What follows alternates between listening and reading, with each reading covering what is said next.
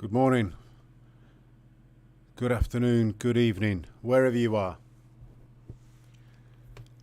It's currently mid-evening on the 12th of May here in the United Kingdom. And today I am showing you a short clip of a video. This is Adrien Bocquet. He is former French Special Forces, and he recently spent 16 days in Ukraine as part of a humanitarian mission providing medical equipment and medical supplies to Ukraine and Ukrainians, specifically in Kiev and Bucha. And when he returned, he spoke to Sud Radio, and this was on the 10th of May, 2 days ago, and he recounted what he saw, what it was like, how he perceived what was going on in Ukraine. A 6-minute clip of his 50-minute interview in French has been subtitled into English, and I'm showing it here.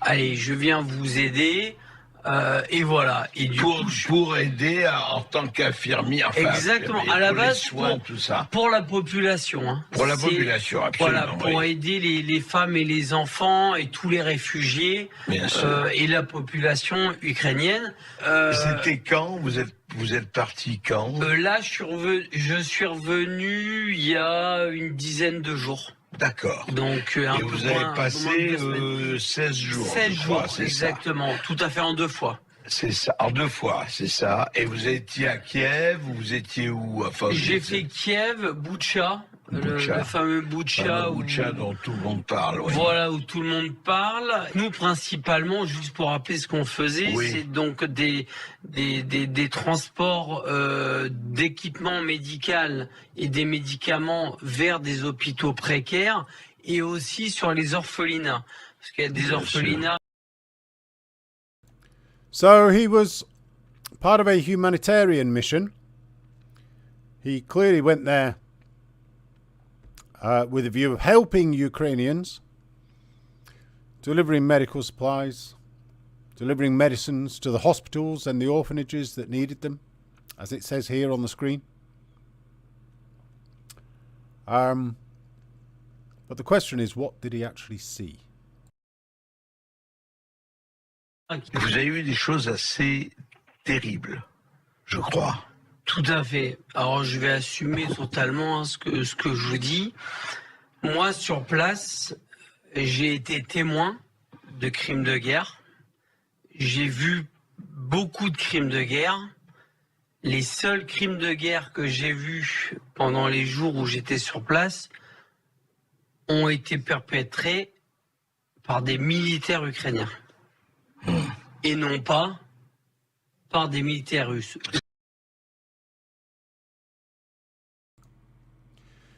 Now, this is a very key point. This is something that you're not generally going to see on the mainstream media. You're not generally going to see this from Westerners who have been out to Ukraine and who are delivering their honest views on exactly what they saw. From Adrien Bocquet's view, from Adrien Bocquet's perspective, what he saw war crimes, none of which were committed by Russians. They were all committed by Ukrainian servicemen. Ce qui ne veut pas dire Ce qui ne veut pas dire exactement, j'allais y venir, qu'il n'y a pas de crimes de guerre russes, mais il y en a aussi au niveau ukrainien. Vous avez assisté. Et on n'en parle pas. Ouais. C'est ça, moi. Quand je suis rentré en France, j'ai été extrêmement choqué, même des personnes qui sont invitées sur les plateaux télé à droite à gauche, 80% de ces personnes-là ne sont pas allées au moment où il y a la guerre et se permettent de parler, etc. So, in essence, the majority of people who get onto the mainstream media here in the West to tell us about what's going on in Ukraine haven't been out there, and the statements that they make on the news, in the media, he regards as outrageous because they are completely untrue. They are straight propaganda to put Ukraine in a bad light and to put Ukraine in a good light and put Russia in a bad light. Ça m'insupporte. Parce que entre ce que je vois et ce que j'entends sur les plateaux télé et ce que j'ai vu sur place, il y a une autoroute. Ouais. Pour moi, c'est abominable. Je vais par exemple parler des militaires Azov. Oui. Les militaires Azov, à la base... Mais vous avez vu où ils étaient ils sont partout. Ils sont partout. Ah, pas seulement à Azovstal, ou etc. Même à Lviv. Ils sont même à Lviv, à l'ouest. Oui. Ils ont leur scratch avec vous savez, le beau scratch néo-nazi. Ça se tient aussi à le dire. Que pour moi, ce qui me choque énormément, c'est que l'Europe... This is a key point. The Azov battalion is everywhere. I'm assuming he is actually talking about Azov. He might be talking about Aidar. He might be talking about the SBU. He might be talking about the Dnepr battalion, other battalions, C-14, right sector. There are many, many, many of them. But he basically said they are everywhere. Absolutely everywhere. And he's going to go on next. Or actually, he just did highlight that they openly and brazenly wear and promote neo-Nazi insignia. This is out in public. We have seen New York demonstrations by New Yorkers or by Ukrainians in New York surrounded by New Yorkers in America shouting Azov, Azov, Azov, Azov and Slava Ukraini without realizing that they are actually promoting Nazis.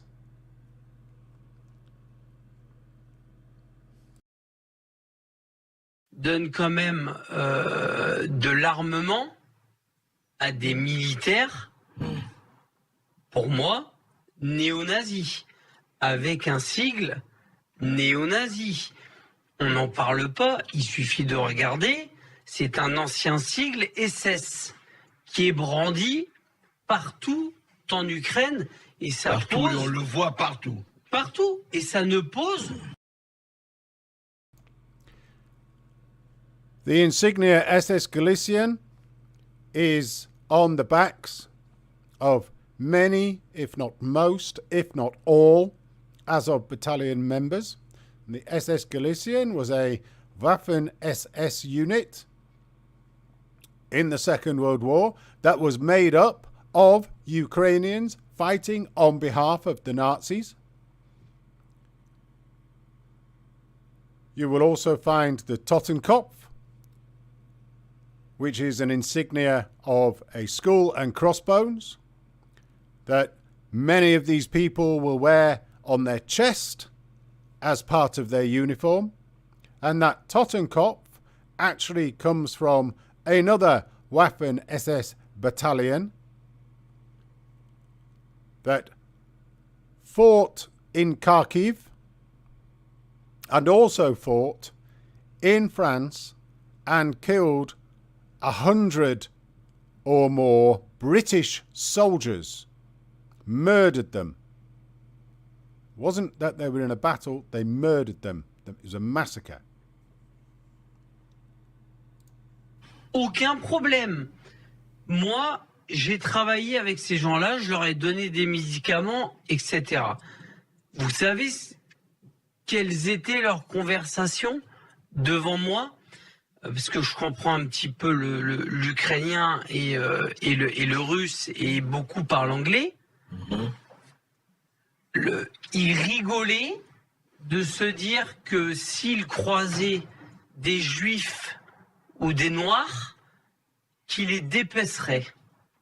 Ah, carrément. Voilà Ce qu'ils disaient devant vous. Voilà ce qu'ils disaient devant moi, et c'était leur conversation qui les faisait vachement rigoler. Voilà ce qu'ils disaient sur les juifs. This is an interesting and a key point. Everybody says Ukraine can't be infiltrated by Nazis because Zelensky is Jewish. And yet the neo-Nazi battalions and the people that he was supplying medicines and medical equipment to from the Azov battalion and probably some of the others were openly saying about their superiority and what they would do with Jewish and black people. The Jewish connection has a very, very clear connection through to Nazism. This is something that a lot of people just don't understand. They say, oh, neo-Nazis, you can't be neo-Nazis if you don't talk about Jews. Absolute bullshit. Nazism is about superiority over all others and making other minorities, whoever they are, subhuman, calling them orcs, calling them whatever you like that makes them subhuman. He is saying here that they would openly speak to him about what they would do to the Jews and to the blacks. So there's racism, there's general racism in there, and there is hatred of Jews, absolutely aligned with Nazism. But if you look at Nazism as a concept, as an ideology, it is all about making others, minorities who you perceive have too much power. You make them subhuman so that you can take their power away because you persuade the civilians that these people are a danger to you. By persuading the civilians they're a danger to you, you can then have their children go to your youth camps. You can infiltrate their minds. You can make them understand whatever it is that the ideology is that you're giving them, and they will maintain that throughout their lives unless they are exceptionally strong. That is what Nazism is. And this is what's actually happening in Ukraine and has been going on. Well, you can take it back to the OUNB, the Banderite stuff, back into the 1930s, if you wish. When people talk about Stepan Bandera, they are talking about a neo-Nazi.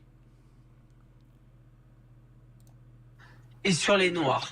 Et qu'est-ce que vous avez vu? Vous dites que vous avez assisté. Oui. J'ai vu donc des militaires russes qui ont été capturés et qui ont été donc du coup déjà bien malmenés et qui ont été, on va dire, attachés. Et en fait, on était dans une sorte de hangar et ces militaires russes qui ont été capturés arrivaient dans des petites fourgonnettes par 3 ou par 4. Les militaires azov ukrainiens leur demandaient qui est l'officier, qui est l'officier. Je vais vous expliquer pourquoi. Ou ils répondaient pas, ou ils répondaient. Chaque militaire qui descendait de cette fourgonnette se prenait une balle de Kalachnikov dans le genou. Alors qu'ils étaient sans défense, j'ai des vidéos qui l'attestent. Sinon, je me permettrais pas de sortir des trucs pareils. J'ai des vidéos où on montre des militaires russes en train de se prendre des balles dans le genou. On ne sait pas trop pourquoi, parce qu'ils répondent pas à des questions. Et les gens qui avaient le malheur donc de dire c'est moi l'officier.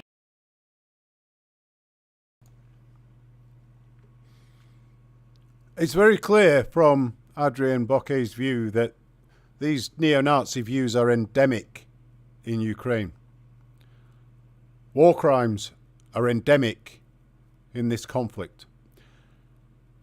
And all the war crimes that he saw were committed by the Ukrainian army. In his view, Azov. It might have been some others. It might have been USB, it might have been Aidar, it might have been Dnepr. It depends who was there. As he's just said, he witnessed Russian prisoners of war, defenceless and bound. They all had their arms behind their backs and their wrists bound. And they were either shot in the knees or in the head as they got out of the minivan. They were shot in the head if they admitted to being officers. Now, I can't show such videos on YouTube, but I have them. I have watched them and I have them downloaded. But I can't show them because of their graphic nature. I really want to point something out here, something else out here. Every bit of actual, real evidence of war crimes, of these atrocities, is supplied directly by the Ukrainians.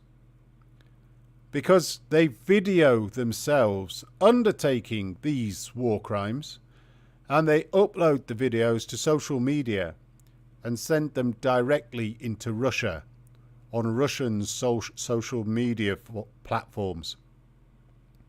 And the reason to do that is to taunt the Russian population. They don't care.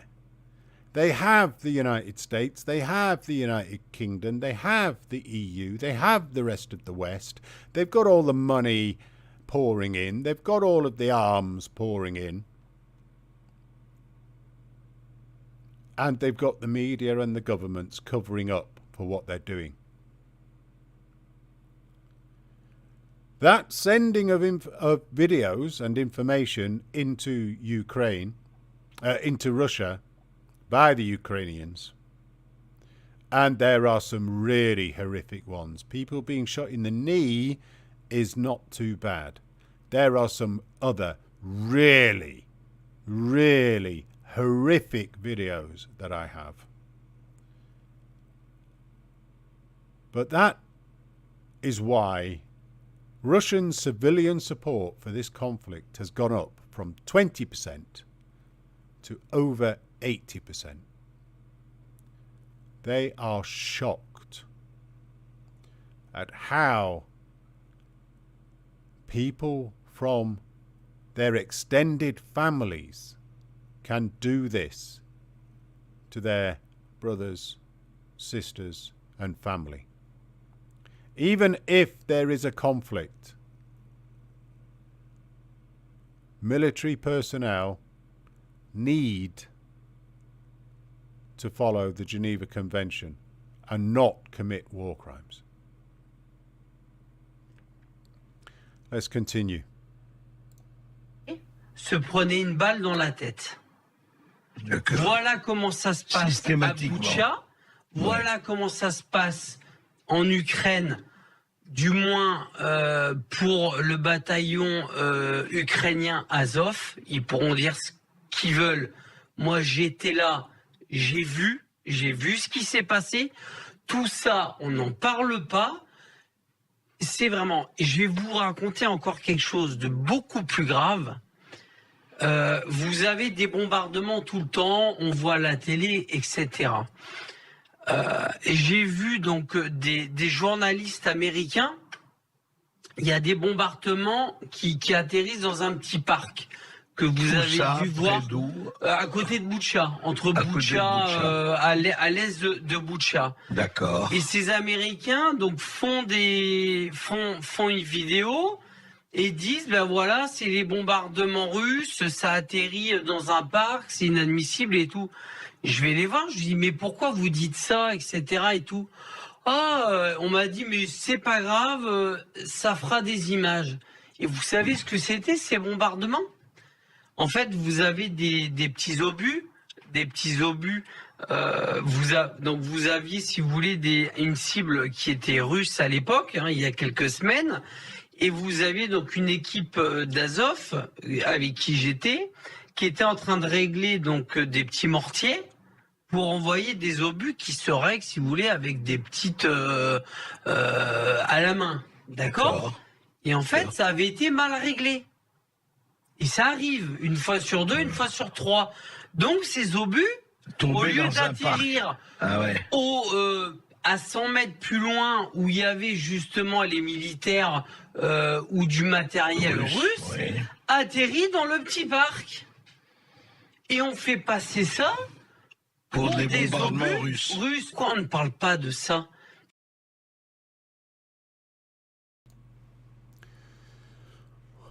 What Adrien Bocquet is explaining here is that the Ukrainians do not have the capabilities, they do not have the skills, they do not have the armaments to be able to be able to accurately send their artillery to the right place.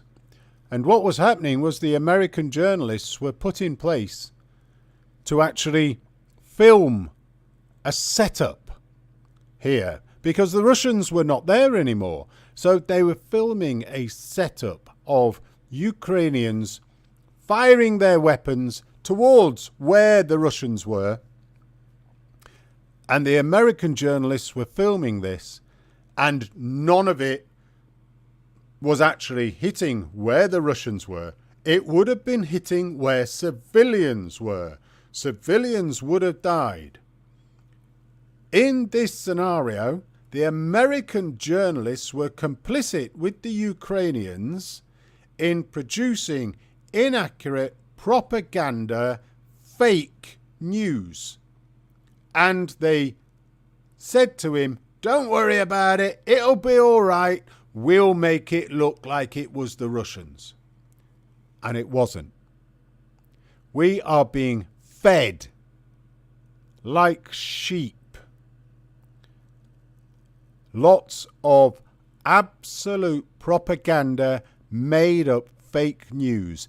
This is a collaboration between the mainstream media and our governments. And our governments are pressuring other governments in isolating Russia, in sanctioning Russia. And it's not working. It's getting worse for the West. We're getting inflation. We're having major problems with oil and with gas. And frankly, we deserve it. I am ashamed and I am embarrassed to be a citizen of the United Kingdom at the moment. We are supporting Nazis. We are producing fake news in order to hide the fact that we're on the wrong side. Et donc tous les bombardements, toutes les bombes, tous les obus qui atterrissent à Boutcha, à Kiev, etc., c'est du russe. Il faut arrêter. Oui, Il faut un petit peu réfléchir. Il y a des deux côtés, les crimes se font des deux côtés. Mais bien sûr, et encore autre chose. Et là, je vais enfoncer le clou, mais c'est pas grave, j'en assumerai les conséquences. J'étais à Lviv, j'étais à l'hôtel, il y a eu des bombardements. J'étais à 500 mètres d'un missile qui a atterri, où je dormais, tout a pété, les glaces, etc. Je vais tout de suite sur place, et en fait, on s'aperçoit que les 5 missiles, il y a 4 missiles qui ont tapé des dépôts d'armement. Des dépôts d'armement qui venaient d'Europe, qui avaient été stockés à Lviv en attente que ça soit amené à Kiev et dans des unités. Vous savez où est-ce qu'il les stocke, l'armement qui arrive d'Europe? Eh bien, il les stocke dans des locaux et dans des maisons civiles, sans que les gens le sachent. That's the end of this clip. I'm wondering whether he may end up going into talking about schools and nurseries and hospitals and churches and shopping malls and supermarkets. Because this is exactly what the Ukrainians are doing. They are getting their stuff and they are housing it in residential areas. They are housing it where civilians will be. I'd like to return to the fact that Monsieur Bocquet, who is a former French Special Forces military personnel, he went to Ukraine to help Ukraine, to help the civilians of Ukraine as part of a humanitarian mission, because he, like everybody else, was taken in by the propaganda and the anti-Russian hatred and the incessant media and government pouring of information about how good Ukraine is, how peaceful Ukraine is, how bad Russia is. That's why he went to Ukraine to help. And what he saw shocked him to the core. He's astounded at the way the Western media portrays Russia as the perpetrator of atrocities. He saw very clearly the Nazi culture that has infiltrated Ukraine, the hate, the subhuman intention, calling Russians orcs, and some of the pictures where Russians are depicted as orcs with long, snarling faces with big teeth, as if they've just come out of the ground. And he saw firsthand the way that the Azov battalion acts with impunity all over the country. Open your eyes. Open your eyes. This is a war against Nazism. If you dig deeply into everything that Putin says, you will find it's accurate. This Nazism has to be rooted out and removed. We should be supporting Russia in doing this. If we had supported Russia in doing it, it could have been nipped off in the bud, and Ukraine could still join the EU, and the EU would no longer be a threat to Ukraine, to Russia. Russia now sees the EU just as much a threat as it sees NATO. Anything to do with the EU is a threat. Anything to do with NATO is a threat. There will be NATO forces on EU and NATO land. And the way that the EU has treated Russia as an enemy, calling it an enemy, in the same way NATO has, with Finland and Sweden now choosing to relinquish their neutral status and join NATO. Whether they get in or not is a separate thing. But they will automatically be enemies of Russia.